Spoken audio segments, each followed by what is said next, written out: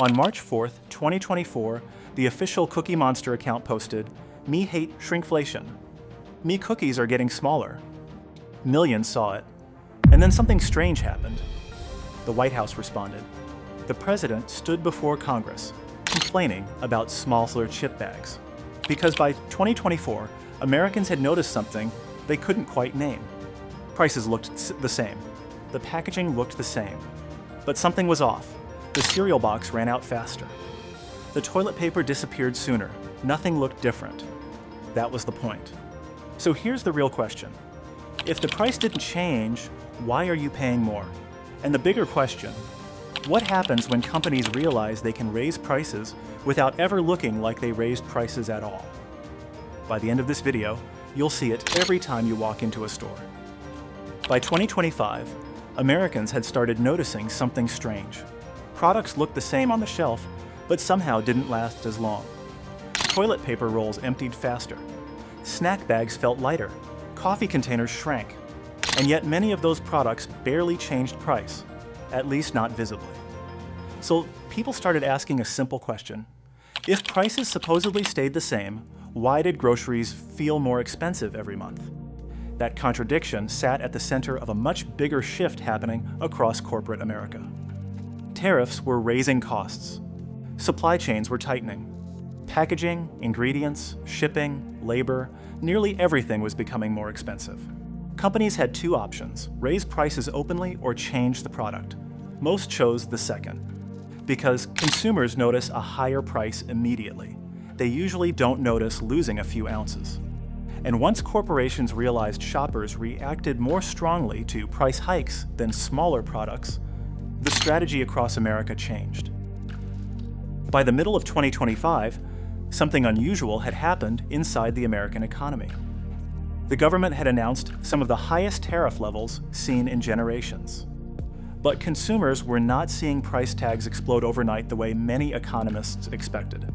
That confused people, because headlines were talking about tariffs as high as 145% on Chinese imports. And yet grocery stores did not suddenly look twice as expensive. So where did the cost go? The answer is everywhere, just slowly, and often invisibly. In 2025, multiple economic groups reached the same conclusion. American households were paying the cost of the new tariff wave.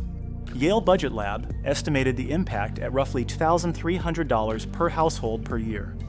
The Tax Foundation projected lower numbers, but agreed the burden would still fall on consumers. And the tariffs arrived fast. In early 2025, the Trump administration imposed sweeping new tariffs on imports from China, Mexico, and Canada. By spring, the US-China trade war had escalated dramatically, pushing import costs sharply higher across packaging, ingredients, shipping, plastics, metals, and manufacturing. But at first, consumers barely noticed. Retailers had stocked up inventory before the tariffs hit. Companies shifted suppliers, delayed increases, and temporarily absorbed part of the cost themselves. Goldman Sachs estimated businesses absorbed roughly half of the tariff costs during the first half of 2025. But that pressure kept building. Eventually, companies faced a choice: raise prices directly or pass the cost along in ways shoppers were less likely to notice. Many chose the second option, because consumers react much more strongly to a visible price increase than to a subtle change in the product itself. So instead of one sudden shock, Americans got something harder to track: smaller packages, cheaper ingredients, quiet redesigns, and gradual price increases spread across everyday products. By late 2025, corporations had figured something out. Consumers would tolerate hidden increases far more easily than visible ones. So instead of raising prices directly, companies began transferring the cost in ways shoppers were less likely to notice. Most people overlook it, but once you do, you start to see the pattern. First, they made everything smaller. This was the simplest strategy. Nothing looked different until you actually used it. And it happened everywhere.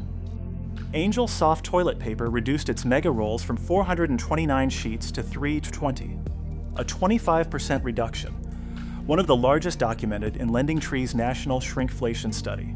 Gatorade bottles shrank from 32 ounces to 28. PepsiCo even redesigned the bottle shape so the height looked nearly identical. Folgers coffee dropped from 51 ounces to 43.5 ounces, while still advertising up to 400 cups. Tide detergent shrank repeatedly from 100 ounces to 80, while still claiming the same 64 loads. And consumers noticed. LendingTree's 2024 national survey found 71% of Americans noticed shrinkflation. 82% of those people felt deceived, and 66% stopped buying at least one product because of it. The study compared Walmart product sizes from 2019 to 2024 using archive listings from the Wayback Machine. 1/3 of the products had shrunk. Household paper products were hit hardest. Then breakfast foods, candy, snacks, the products Americans buy constantly. Matt Schultz, LendingTree's chief consumer finance analyst, explained why companies do it. Businesses know that customers aren't always super diligent in comparison shopping. Consumer advocate Edgar Dworsky explained it even more clearly. Your average consumer can tell instantly if they're used to paying $2.99 for orange juice, and it goes up to $3.19. But if the container goes from 64 ounces to 59 ounces, they're probably not going to notice. Then companies discovered something even harder to detect, and candy was only the beginning. The next strategy was harder to catch. Keep the size the same, but change the ingredients. Same weight, cheaper ingredients. This became known as skimpflation, and the clearest example came from Reese's. In early 2026, consumers started noticing certain Reese holiday products tasted different.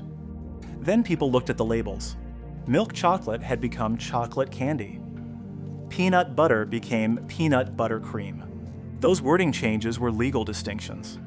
Because Food and Drug Administration rules prohibit products from being called milk chocolate if cocoa butter is replaced with cheaper vegetable oils. And Hershey had done exactly that. Palm oil, palm kernel oil, shea oil, sunflower oil. The recipe had changed. NPR's Planet Money called it the smoking skimpflation gun. Then came something companies almost never do. Hershey reversed course. At its 2026 Investor Day, executives announced the company would return to classic milk and dark chocolate recipes because it confirmed the original formula had changed in the first place. Smart Balance reduced vegetable oil content so dramatically that water became the first ingredient. Whole Foods replaced fresh fruit in its berry chantilly cake with frozen fruit puree. Coca-Cola's CEO openly discussed shifting away from aluminum cans toward plastic bottles after tariff increases on aluminum. The formula stayed familiar, but the product itself deteriorated. Some companies chose a third strategy.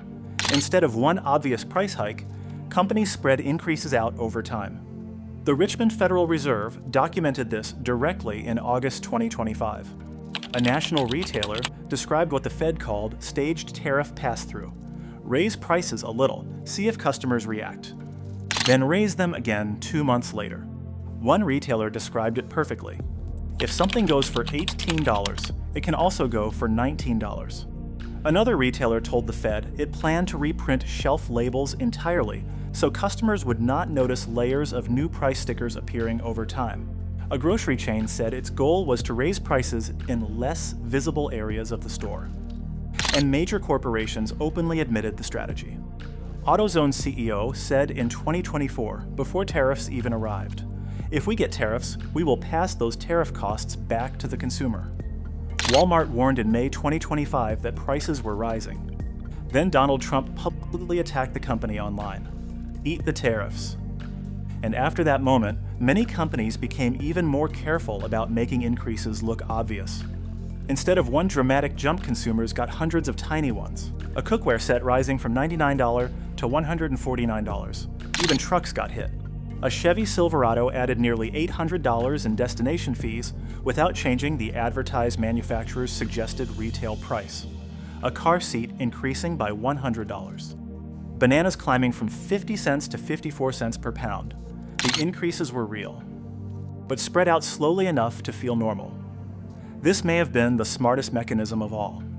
The smartest move was to rebrand the downgrade as innovation. New look, now easier to hold.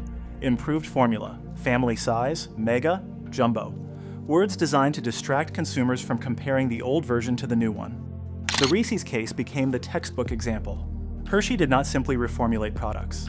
It launched entirely new seasonal versions, mini hearts, mini eggs, holiday editions. Consumers thought they were buying something new, not realizing the change also made comparison harder. Food scientists have a term for this strategy: the triangle test. Design the change carefully enough that consumers cannot detect it bite to bite. And then came the line that explained the entire system. Procter & Gamble CEO John Mueller told investors in 2025, "There will be some price increases. We're going to try to combine those with innovation." That sentence explains the whole playbook. Keep them from comparing, because comparison is the thing companies fear most.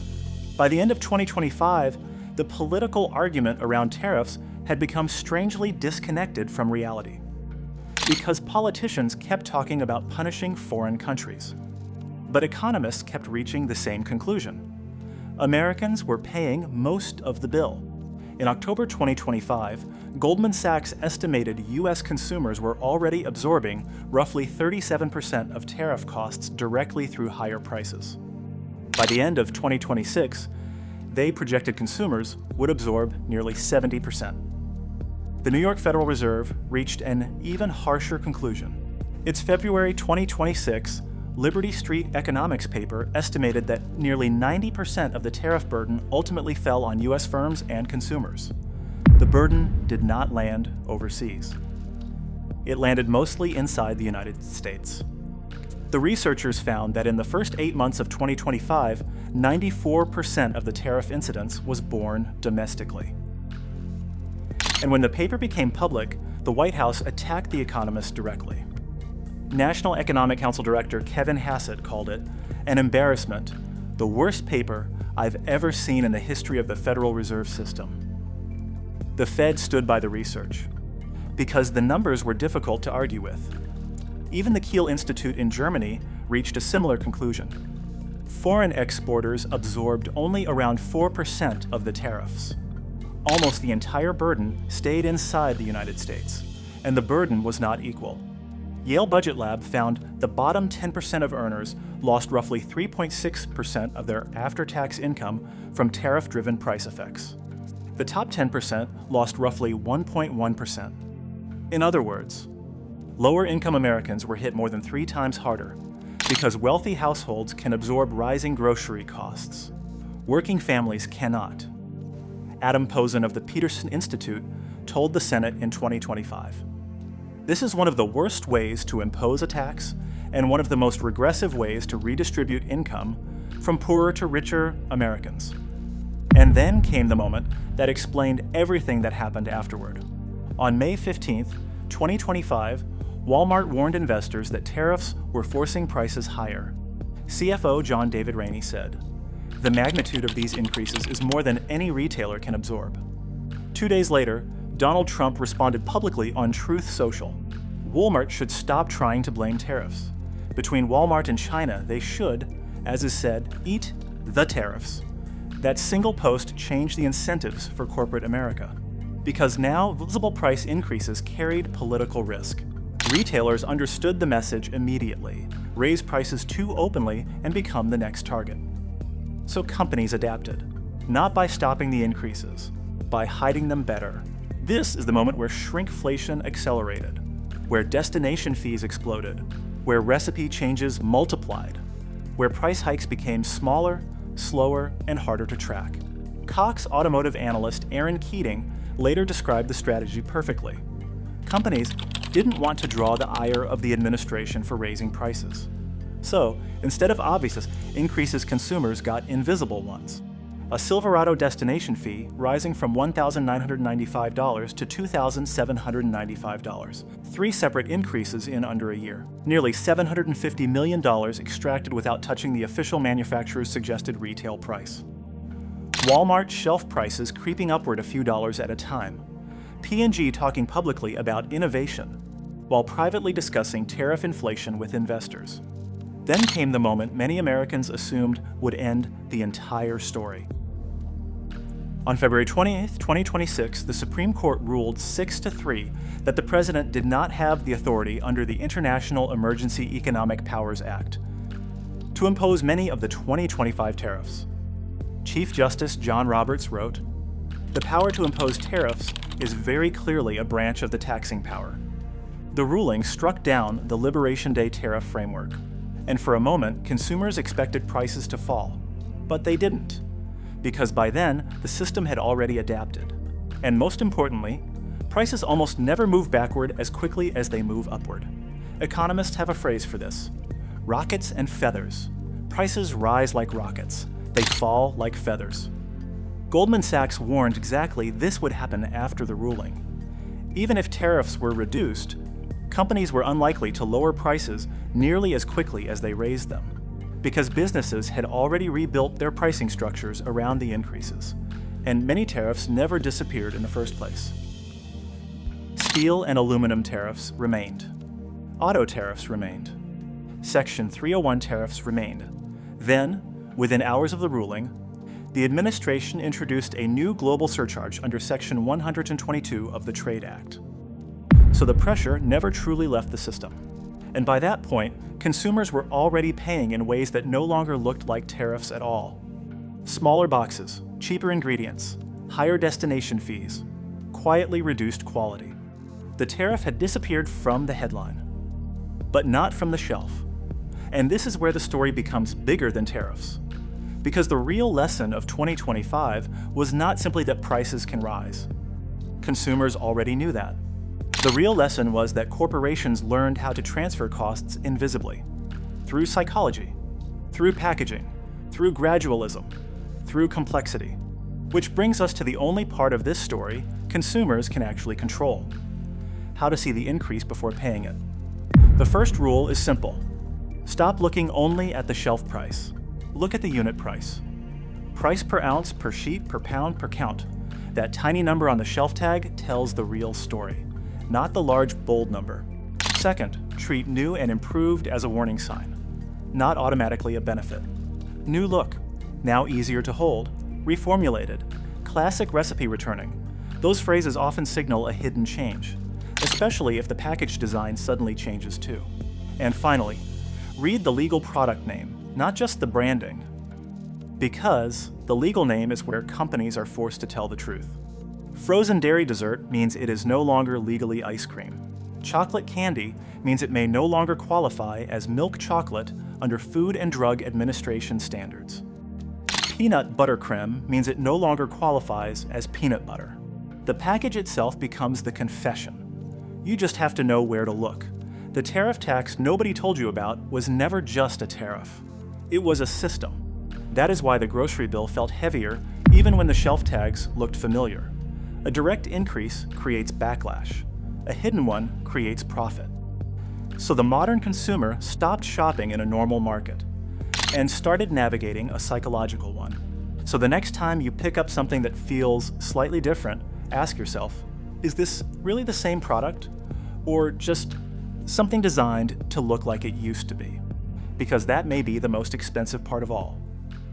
How long it took people to notice.